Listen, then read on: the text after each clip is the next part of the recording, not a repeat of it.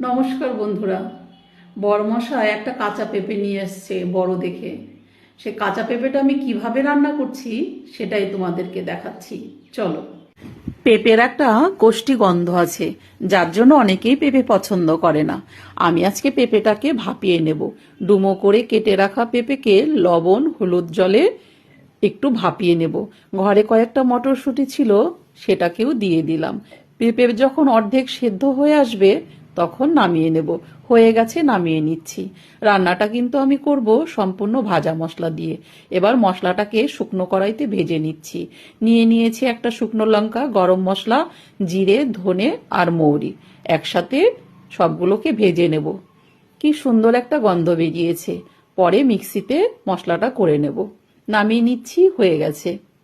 রান্নাটা কিন্তু আমি সম্পূর্ণটা সর্ষের তেলে করব। দিয়েছি তেল, তার মধ্যে দিয়েছি ফোড়ন হিসেবে গরম মশলা আর শুকনো লঙ্কা। কেটে রাখা দুটো পেঁয়াজ দিয়ে দিলাম। পেঁয়াজটা যখন একটু লাল হয়ে আসবে তখন থেতো করা আদাটা দিয়ে দেব। অন্যদিন অবশ্য পেঁয়াজ ছাড়াও রান্না করি, আজকে পেঁয়াজ দিয়ে রান্না করব। হয়ে গেছে, আদা দিয়ে দিচ্ছি।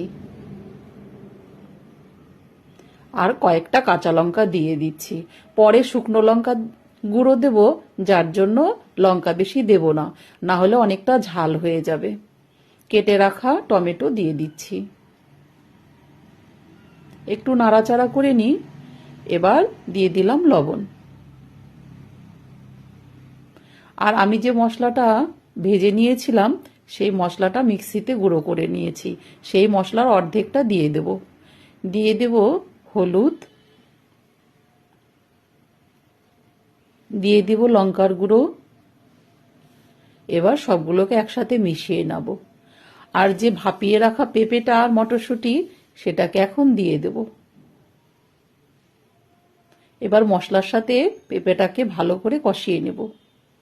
আমি এদিকে একটা বাটিতে 2 চামচ পরিমাণ মুগের ডাল ভিজিয়ে রেখেছিলাম, সেই মুগের ডালটা এর মধ্যে দিয়ে দেব। বিউলির ডাল দিয়েও ভালো লাগে, কিন্তু আজকে আমি মুগের ডাল দিয়েই করব।